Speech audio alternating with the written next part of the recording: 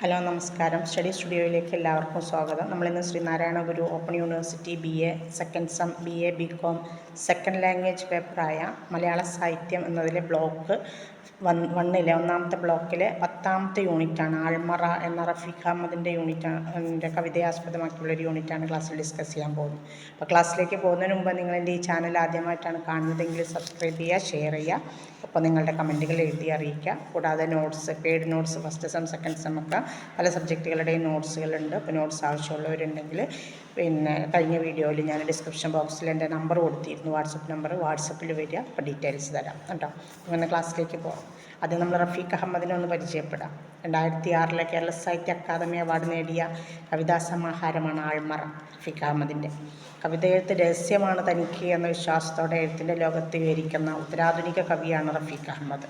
പുതിയ കാലത്തിൻ്റെ ഭാവുകത്വ ശീലങ്ങളെ തൻ്റേതായ രീതിയിൽ നെയ്തെടുക്കാൻ ഈ കവിക്ക് കഴിഞ്ഞിട്ടുണ്ട്. എഴുത്തിൻ്റെ ശൈശവദശയിൽ പോലും പദങ്ങളെ വിളക്കിയെടുക്കുന്നതിലും ധ്വനിപ്പിക്കുന്നതിലും, അതായത് അത്രമാത്രം നന്നാക്കി പദങ്ങളെ വാർത്തെടുക്കുന്നതിൽ സമർത്ഥനായിരുന്നു റഫീഖ് അഹമ്മദ്. ബിംബങ്ങളുടെ നൈരന്തര്യമാണ് റഫീഖ് അഹമ്മദിൻ്റെ കവിതയ്ക്ക് പൂർണ്ണമായി സംവേദനക്ഷമതയും പുതിയ കാലത്തിൻ്റെ കരസ്പർശവും കൊടുക്കുന്നത്. ബിംബങ്ങൾ എന്ന് പറഞ്ഞാൽ ഓരോന്നിനും ഓരോ പകരം വയ്ക്കുന്ന വസ്തുതകളെ കൊണ്ടുവരലാണ് കേട്ടോ. സമകാലിക പ്രസക്തിയേറെയുള്ള കവിതയാണ് ആൾമറ എന്ന കവിത. ഭൂതകാല ബാല്യത്തെയും വർത്തമാനകാല യൗവനത്തെയും ഇണക്കിച്ചേർത്തുകൊണ്ട് ഒരു താരതമ്യ വിചിന്തനത്തിലേക്ക് വഴിതെളിക്കുന്നതാണ് ഈ കവിത, ആൾമറ എന്ന കവിത. മാറുന്ന കാലത്തിനൊപ്പം നിരന്തരമായ പരിവർത്തനങ്ങൾക്ക് വിധേയമാക്കപ്പെട്ടുകൊണ്ടിരിക്കുന്ന സാമൂഹിക സാഹചര്യങ്ങളെയും മനുഷ്യാവസ്ഥകളെയും വർത്തമാനകാല യാഥാർത്ഥ്യങ്ങളെയുമാണ് കവിതയിൽ ചർച്ച ചെയ്യുന്നത്. കാലഹരണപ്പെട്ടു പോയ, അതായത് പഴഞ്ചനായിപ്പോയ പഴയ മൂല്യങ്ങളെയും ബന്ധതലങ്ങളെയും ചില ബിംബങ്ങളിലൂടെ അയവിറക്കിക്കൊണ്ട്, അതായത് ഓർത്തെടുത്തുകൊണ്ട് വീണ്ടെടുക്കാൻ പറ്റാത്ത ബാല്യത്തിൻ്റെ ആർദ്രമായ ഓർമ്മകളെ ഒരു നെടുവീർപ്പ് കൊണ്ട് താലോലിക്കുകയാണ് കവിതയിലൂടെ കവി ചെയ്യുന്നത്. എന്നാൽ ഒരു നെടുവീർപ്പിലൂടെ അതിനെ ഇങ്ങനെ പുറത്തേക്ക് കൊണ്ടുവരികയാണ് കവി ചെയ്യുന്നത്. കവിത ആദ്യം മുതൽ അവസാനം വരെ അങ്ങനെ തന്നെയാണെന്ന് നമുക്ക് മനസ്സിലാക്കാൻ കഴിയും. വൈകാരിക ഭാവങ്ങൾ കൊണ്ടും സംഗീതാത്മകത കൊണ്ടും ആവിഷ്കരണ മികവ് കൊണ്ടും ജനഹൃദയങ്ങളിൽ ഇടം പിടിച്ച കവിതകളാണ് ആരുടേത്? റഫീഖ് അഹമ്മദിൻ്റേത്. തൂലികയിൽ ആൾമറയ്ക്ക് 2006 കേരള സാഹിത്യ അക്കാദമി അവാർഡ് ലഭിച്ചിട്ടുണ്ട്. ഇനി നമ്മൾ കവിതയിലേക്ക് പോകാൻ കേട്ടോ. നമ്മൾ ഒളിച്ചു കളിക്കില്ല കുട്ടികളാകുമ്പോൾ, ആ കളിക്കിടയിൽ കണ്ടുപിടിക്കാൻ മറന്നുപോയ മറ്റൊരാളെ അന്വേഷിക്കുകയാണ് ആൾമറയിൽ കവി ചെയ്യുന്നത്. ബാല്യത്തിൽ നിന്ന് കൗമാര യൗവനങ്ങളിലേക്ക് പ്രവേശിച്ചപ്പോൾ നമുക്ക് നഷ്ടമായ നിഷ്കളങ്കതയും കുട്ടിത്തവുമാണ് ആ നഷ്ടപ്പെട്ടു പോയ വ്യക്തി എന്നാണ് കവി പറയുന്നത്. ഒളിച്ചു കളിക്കാനുള്ള ഇടങ്ങൾ നഷ്ടപ്പെട്ടു. കവി പറയാണ്, നമുക്ക് ഒളിച്ചിരിക്കാനുള്ള ഇടങ്ങൾ നഷ്ടപ്പെട്ടു. ലോകം ക്യാമറ കണ്ണുകളുടെ മുന്നിൽ ചെറുതായി മാറിയിരിക്കുന്നു. തമ്മിൽ കണ്ടാൽ പോലും മനസ്സിലാകാത്ത മനുഷ്യരായി നമ്മൾ മാറിയിരിക്കുന്നു. എങ്കിലും ഒറ്റയ്ക്കിരിക്കുന്ന രാവിലെ ചിലപ്പോൾ പണ്ട് നമ്മൾ കണ്ടെത്താൻ മറന്നുപോയ ഒരാളുണ്ടല്ലോ, അയാൾ കൗമാരക്കാരനായി കവിക്കടുത്തേക്ക് കടന്നു വരുന്നതായിട്ട് കവിക്ക് തോന്നുകയാണ്. അതിനെ വിശദമാക്കി കൊണ്ട് നമ്മുടെ ഇന്നത്തെ പരിസ്ഥിതിയിലെ മനുഷ്യൻ്റെ പരസ്പരം മനസ്സിലാകായ്മകൾ, കാര്യങ്ങളൊക്കെയാണ് കവിതയിൽ വർണ്ണിക്കുന്നത്. അപ്പോൾ നമ്മൾ വരികളിലേക്ക് പോവാണ്.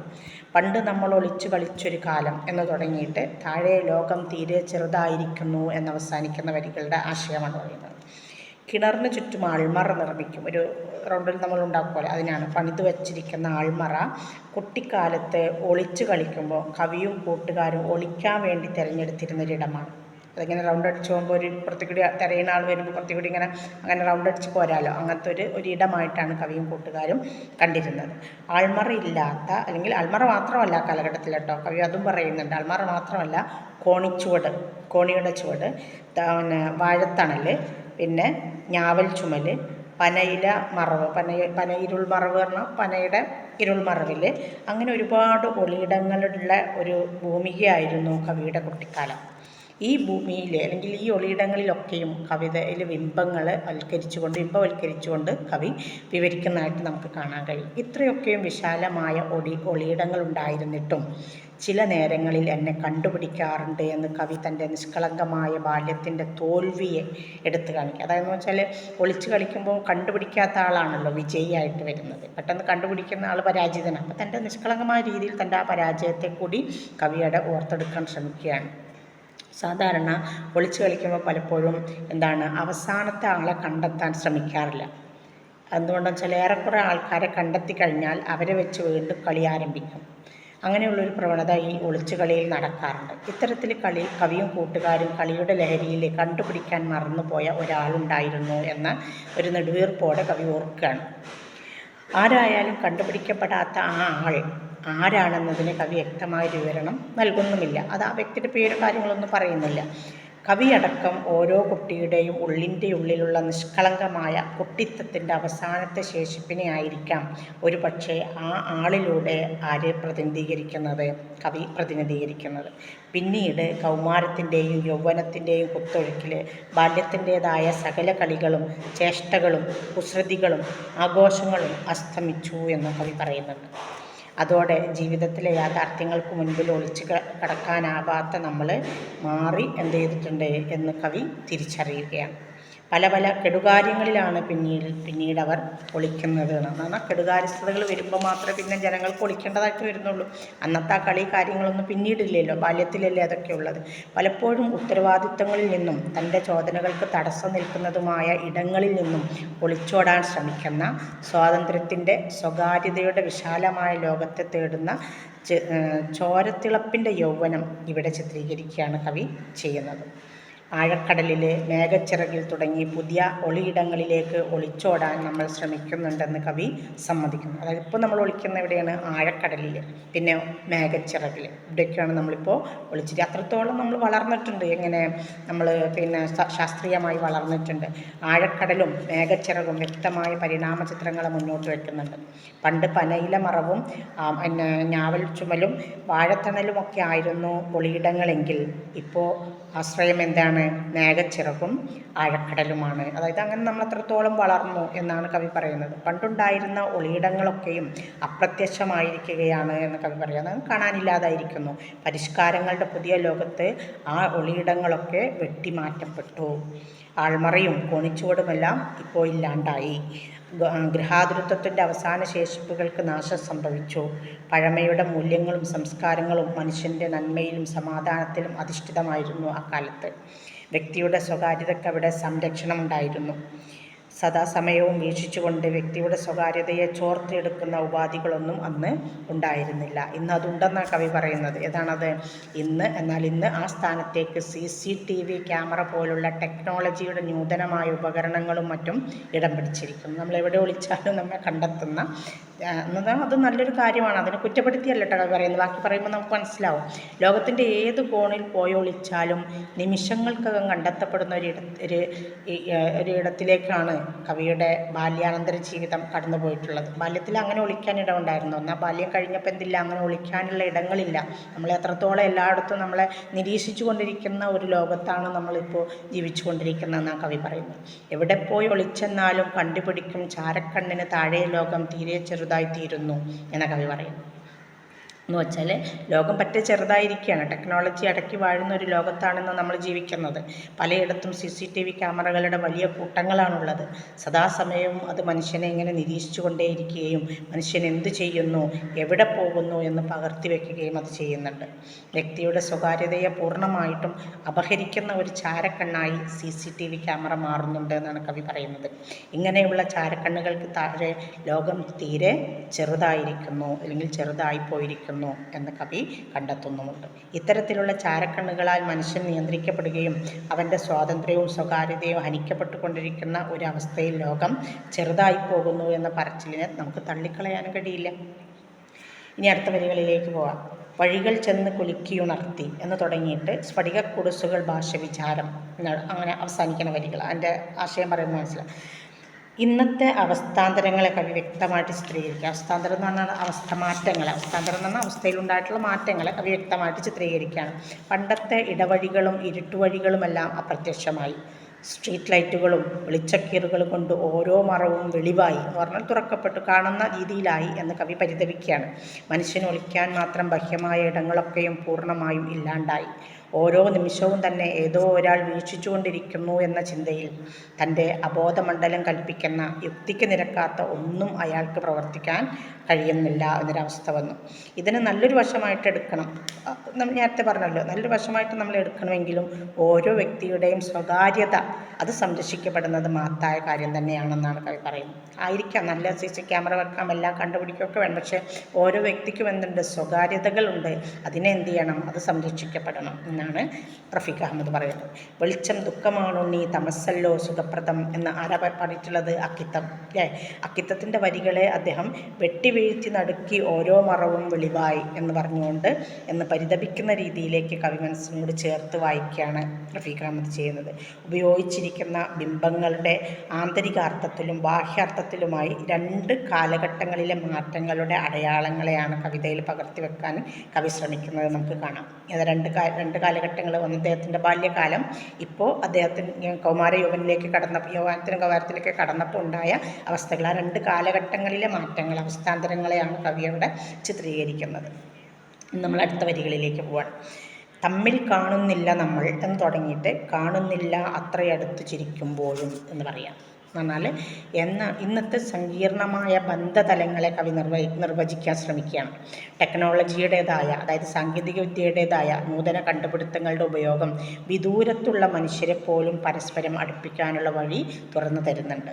അതായത് എത്ര ദൂരത്താണെങ്കിലും പരസ്പരം അടുപ്പിക്കാനുള്ളൊരു വഴി നമുക്ക് തുറന്നു തരുന്നു. എന്നാൽ മനുഷ്യനെ പരസ്പരം കാണുന്നില്ല.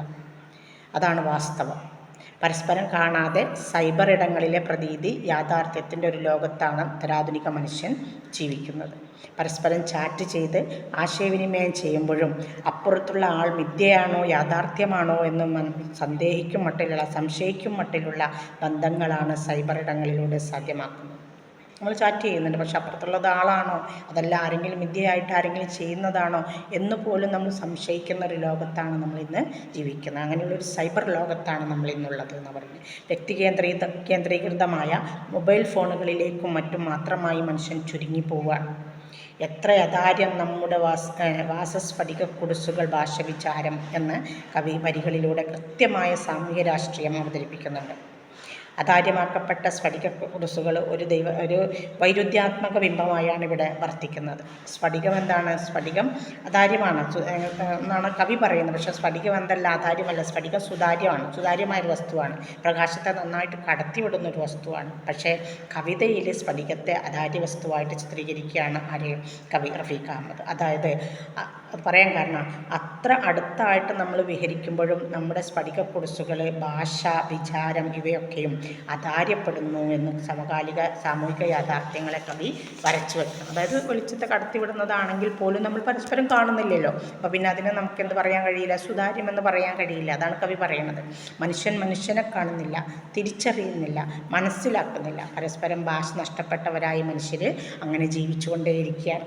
ഒരാളുടെ വികാര വിചാരങ്ങൾ, വേദനകൾ മറ്റൊരാളിലേക്ക് സംവേദനം ചെയ്യപ്പെടാൻ, എന്നാൽ കൈമാറ്റം ചെയ്യപ്പെടാൻ, പറയാൻ വേണ്ടിയിട്ട് മാത്രം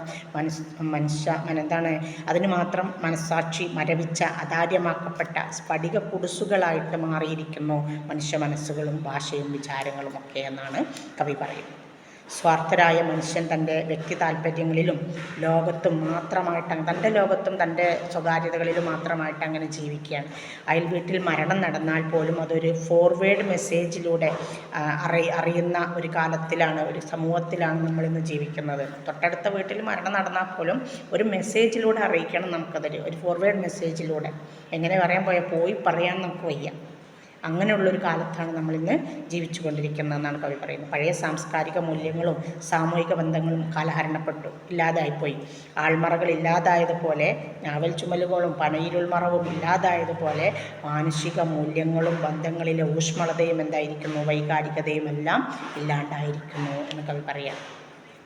സാമൂഹ്യ നവമാധ്യമങ്ങളിലും മറ്റും കൊട്ടിഘോഷിക്കുന്ന സ്റ്റാറ്റസ് അപ്പോഡുകളുടെ ബാഹ്യമായ സ്നേഹപ്രകടനങ്ങൾക്കപ്പുറം സ്നേഹബന്ധങ്ങളുടേതായ ഒരു ആത്മാവ് നഷ്ടപ്പെട്ടുകൊണ്ടിരിക്കുന്ന ഒരവസ്ഥയാണ് വർത്തമാനകാലം നേരിട്ടുകൊണ്ടിരിക്കുന്നത്. എന്ന് പറഞ്ഞാൽ എല്ലാം ഒരു സ്റ്റാറ്റസ് വെക്കുന്നതിലൂടെ, സങ്കടങ്ങളുണ്ടെങ്കിൽ അതൊരു സ്റ്റാറ്റസ് വെക്കുന്നതിലൂടെ അതിലവസാനിക്കും. പിന്നീട് അത് ആ സങ്കടമുള്ള വ്യക്തിയോടൊപ്പം ചേരാനോ അയാൾക്കൊരാശ്വാസമാവാനോ മനുഷ്യന് കഴിയാത്തൊരു സമൂഹത്തിലാണ് നമ്മളിന്ന് ജീവിച്ചു കൊണ്ടിരിക്കുന്നത് അതാണ് മനുഷ്യനിന്ന് വർത്തമാനകാല മനുഷ്യനിന്ന് നേരിട്ടുകൊണ്ടിരിക്കുന്നത്.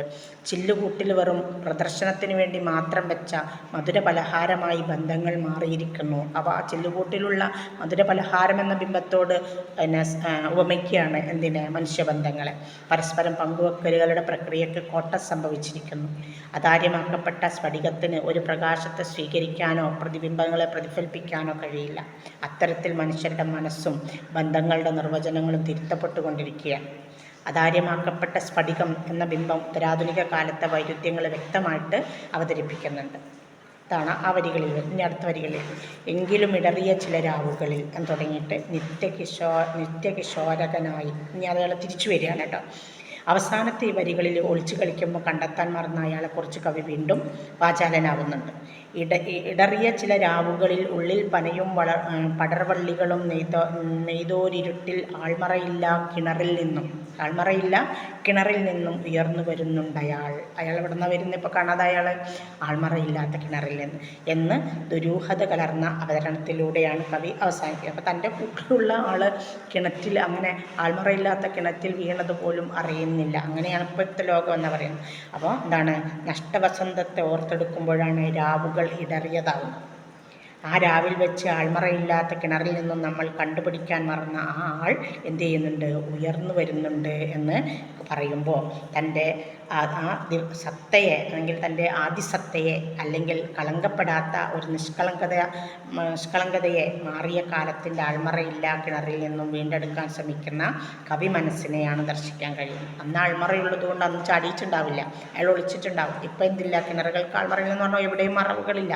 അതുകൊണ്ട് മറവുകളില്ലാത്തതുകൊണ്ട് ആ കിണറ്റിൽ നിന്ന് ആര് ഉയർത്തെഴുന്നേറ്റ് വരുന്നു, അന്ന് കാണാൻ മറന്ന, ഒളിച്ചു കളിക്കുമ്പോൾ കാണാൻ മറന്ന ആ വ്യക്തി ഉയർത്തെഴുന്നേറ്റ് വരുന്നു എന്നാണ് കവി പറയുന്നത്. അവിടെ ധ്വനിക്കുന്ന എന്താണ്, അദ്ദേഹത്തെ കവി വിശേഷിപ്പിക്കുന്നത് നിത്യകിശോരകൻ എന്നാണ്. കവി ആ ഉയർന്നു വരുന്ന കിണറ്റിൽ നിന്ന് കാണാതായ വ്യക്തി ഉയർന്നു വരുമ്പോൾ അദ്ദേഹത്തെ വിശേഷിപ്പിക്കുന്നത് എന്താണ്, നിത്യകിശോരകൻ എന്താണ്. എന്നാൽ നിത്യകിശോരകൻ ഇപ്പോഴും ബാലനായിരിക്കുന്ന, നിത്യകിശോരകൻ എന്ന് പറഞ്ഞാൽ ഇപ്പോഴും ബാലനായിട്ടിരിക്കുന്ന, കുട്ടിത്തത്തിൻ്റെ നിഷ്കളങ്കതയും ആർദ്രതയും ഒട്ട് ചോർന്നു പോവാത്ത ഒരാളായിട്ട് അയാൾ വരുന്നു. അങ്ങനെ തന്നെ നമ്മൾ ആരെയും ദർശിക്കണം, കവിയെയും ദർശിക്കണം. കാരണം അത്രയും നിഷ്കളങ്കമാണ്. അന്ന് ഒരു ദുരൂഹതയല്ലേ, കിണറ്റിൽ അദ്ദേഹം പോയിട്ട് കണ്ടില്ല. അതും സത്യസന്ധമായിട്ട് തുറന്നു പറയാൻ കവി തയ്യാറാവുമ്പം കവിയിലുള്ള ആ കുട്ടിത്വവും നമ്മളിവിടെ ദർശിക്കേണ്ടതുണ്ട്. ഒളിച്ചുകളിയിൽ ഒരിക്കലും കണ്ടെത്തപ്പെടാത്ത ആളാണ് വിജയിക്കാറുള്ളത്, പറഞ്ഞല്ലോ നേരത്തെ. ഇവിടെ ഈ നിത്യകിശോരകൻ നിത്യവിജയി കൂടിയാണ്. ഒരു കാലത്തിനും ഒരു ഋതുഭേദങ്ങൾക്കും കണ്ടെത്താനോ അപഹരിക്കാനോ കഴിയാത്ത എന്നെന്നും നിത്യകിശോരകനായി തുടരുന്ന ആ ആളെ നമുക്ക് നമ്മുടെ തന്നെ ഉള്ളിലും കാണാം എന്നാണ് കവി പറയുന്നത്. ചുറ്റും ഒരു കണ്ണുകൾക്കും കീഴ്പ്പെട്ടു പോകാത്ത അങ്ങനെയുള്ള ആളെ നമുക്ക് ചുറ്റിലും കാണാം. ആൾമറയില്ലെങ്കിലും അയാൾക്ക് ആ ഓർമ്മകളെ അത്രയും തീവ്രതയോടെ അനുഭവിക്കാനാവുന്നുണ്ട്. പലപ്പോഴും അയാളെപ്പോലെ തന്നെ മുഴുവൻ നേരവും ജീവിച്ചു കൊണ്ടിരിക്കാൻ നമ്മൾ ആഗ്രഹിക്കാറുമുണ്ട്. ഓർമ്മകളുടെ വേലിയേറ്റങ്ങളിൽ കവി അയാളെ കണ്ടെത്തുന്നതോടെ കവിത അവസാനിക്കുകയാണ്. ചുരുക്കി പറഞ്ഞാൽ പാരമ്പര്യത്തിൻ്റെ വഴിയിലാണോ എന്ന് നമ്മൾ സന്ദേഹിക്കുന്ന മട്ടിലുള്ള ആഖ്യാന തലങ്ങളെയും പ്രമേയ തലങ്ങളെയും സ്പർശിക്കുമ്പോൾ തന്നെ പുതിയ കാലത്തിൻ്റെ ഭാവുകത്വശീലങ്ങളെ തൻ്റേതായ രീതിയിൽ നെയ്തെടുക്കാൻ നമ്മുടെ കവിക്ക് കഴിഞ്ഞിട്ടുണ്ട്. ഹൃദ്യസ്ഥമായ വ്യത്യസ്തമായ ബിംബങ്ങളിലൂടെ പ്രമേയങ്ങളെ ആന്തരികവൽക്കരിച്ചു കൊണ്ടുള്ള പ്രയാണത്തിലൂടെ അദ്ദേഹത്തിൻ്റെ കവിതകൾ സഹൃദയരുടെ ഉള്ളിൽ ആഴത്തിൽ പതിയുന്നുണ്ട്. അത്തരത്തിൽ ബിംബകൽപ്പനയുടെ വലിയൊരു ലോകത്തെ തുറന്നു വെക്കുന്ന ഒരു കവിതയാണിത് ആൾമറ എന്ന കവിത. മാറുന്ന കാലത്തിനൊപ്പം നിരന്തരമായ പരിവർത്തനങ്ങൾക്ക് വിധേയമാക്കപ്പെട്ടുകൊണ്ടിരിക്കുന്ന സാമൂഹിക സാഹചര്യങ്ങളെയും മനുഷ്യൻ്റെ അവസ്ഥകളെയും വർത്തമാനകാല യാഥാർത്ഥ്യങ്ങളെയും കവി ചർച്ച ചെയ്യുന്നുണ്ട്. കാലഹരണപ്പെട്ടു പോയ പഴയ മൂല്യങ്ങളെയും ബന്ധങ്ങളെയും ചില ബിംബങ്ങളിലൂടെ അയവിറക്കിക്കൊണ്ട് വീണ്ടെടുക്കാൻ പറ്റാത്ത ബാല്യത്തിൻ്റെ ഓർമ്മകളെ ഒരു നെടുവീർപ്പ് കൊണ്ട് കവി എന്ത് ചെയ്യുന്നു, കവി നമ്മെ നമുക്ക് കാണിച്ചു തരികയാണ്. അനുഭവം അദ്ദേഹം നമുക്ക് കാണിച്ചു തരികയാണ്. തീർത്തും സംക്ഷിപ്തമായ രൂപത്തിൽ കാവ്യമിതത്വത്തോടെയാണ് ഈ കവിത നീങ്ങുന്നത്. പഴയ കാലത്തിൻ്റെ ഊഷ്മളതയും പുതിയ കാലത്തിൻ്റെ സങ്കീർണതകളും അടയാളപ്പെടുത്താൻ ഔചിത്യപൂർണമായ ബിംബങ്ങളെയും ആവിഷ്കാര രീതിയുമാണ് കവി തിരഞ്ഞെടുത്തിരിക്കുന്നത്. സമകാലിക പ്രസക്തി ഏറെ അറിയിക്കുന്ന ഈ കവിത സഹൃദയ മനസ്സിലെ വികാരങ്ങളുടെയും യാഥാർത്ഥ്യബോധങ്ങളുടെയും തലങ്ങളെ ഒരേ സമയം ഉണർത്തുന്ന കവിതയാണ്. ഈ കവിതയുടെ കാര്യങ്ങൾ നമ്മളിങ്ങനെ പരത്തി പറയുകയാണെങ്കിൽ കവിതയുടെ ആത്മാവ് നഷ്ടപ്പെടും.